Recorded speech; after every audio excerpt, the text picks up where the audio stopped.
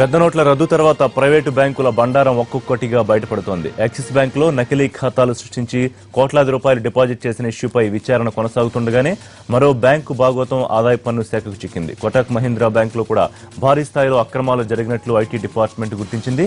నకిలీ ఖాతాల్లో 70 కోట్లకు పైగా డిపాజిట్ అయినట్టు అధికారులు తేల్చారు. దీనిపై విచారణ జరుపుతున్నారు.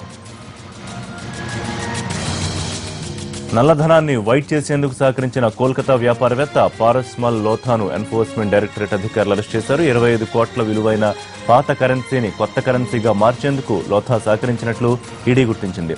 శేఖర్ రెడ్డితో పాటు రోహిత్ టండన్లకు చెందిన బ్లాక్ మనీని పారస్మల్ లోథా వైట్ గా మార్చే ప్రయత్నం చేశారు.